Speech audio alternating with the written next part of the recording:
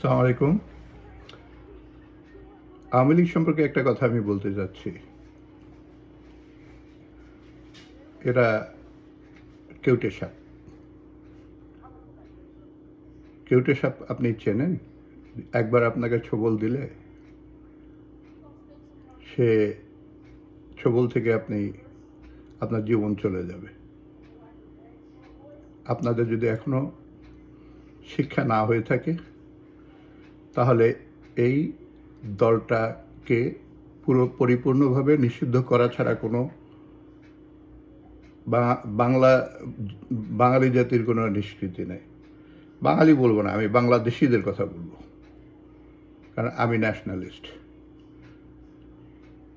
আমি আমার এক বন্ধুকে যোগ করে বলেছিলাম যে আমি বাংলা স্বরবর্ণ থেকে সরেয়া শব্দটা তুলে দেব। সে আমাকে বলল যে কেন, আমার নাম তো আবু। আমি বললাম যে তাতে অসুবিধা নেই, আপনার নামটা তখন অবু হয়ে যাবে, কিন্তু তারপরেও এই আ শব্দটা খুবই ক্ষতিকর বাংলাদেশিদের জন্য। আ লেটারটা, বাংলা অক্ষরের এই আটা, আতে আওয়ামী লীগ। আপনাকে একটা কথা বলছি, কথাটা এরকম যে যে চুরি করতে অভ্যস্ত, যে খুন করতে অভ্যস্ত, যে মানুষকে চেতনার ধোঁকাবাজিতে দেশ বিক্রি করে অভ্যস্ত, তার কাছে কম্প্রোমাইজ কেন? কম্প্রোমাইজ কোথায়? কি কারণে আপনি তার সাথে কম্প্রোমাইজ করবেন? আমরা বাংলাদেশ স্বাধীনতার পর থেকে 53 বছর আমরা সাফার করেছি, আর কত সাফার করব? এরা বেসিক্যালি চুরি করতে করতে করতে করতে এমন পর্যায়ে চলে গেছে, জেনারেশন ওয়াইজ এরা চুরিটাকেই স্বাভাবিক মনে করছে। খুন করতে করতে করতে করতে এমন পর্যায়ে চলে গেছে এরা খুনটাকেই স্বাভাবিক হিসাব মনে করছে। সো একটা জিনিস দীর্ঘদিন করার ফলে তাদের ভিতরে ওই বোধটুকু নাই যে জিনিসটা একটা জঘন্য অপরাধ সে করছে, তার ভিতরে অপরাধ বোধটাই চলে গিয়েছে। এবং এদের এক জেনারেশন চুরি করেছে, পরের জেনারেশন ভোগ করছে, এর পরের জেনারেশন এদের অস্তিত্বই থাকবে না, তার দাদা চোর ছিল।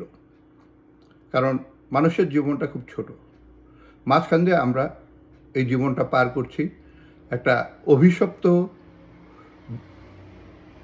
দলের অধীনে থাকার ফলে। আমাদের যে সামাজিক অবস্থা এবং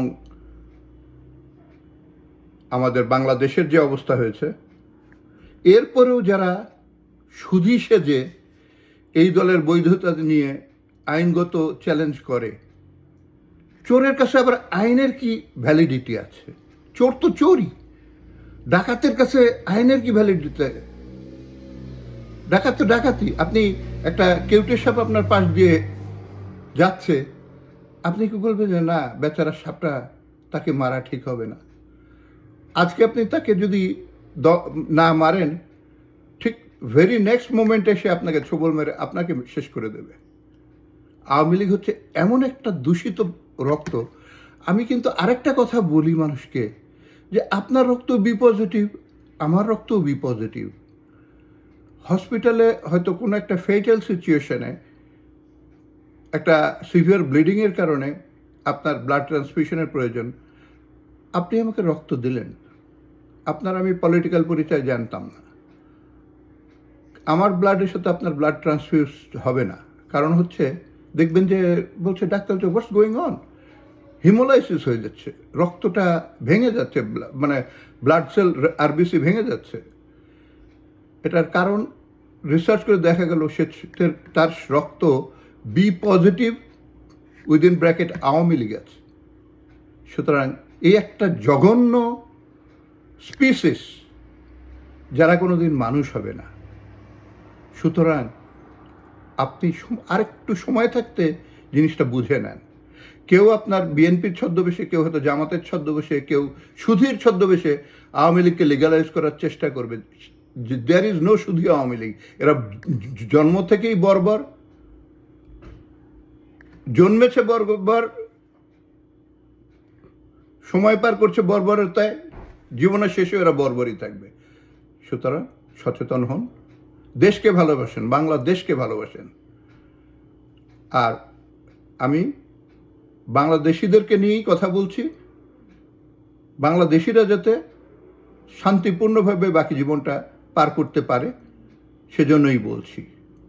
ভালো থাকবেন, খোদা হাফেজ, আসসালামু আলাইকুম।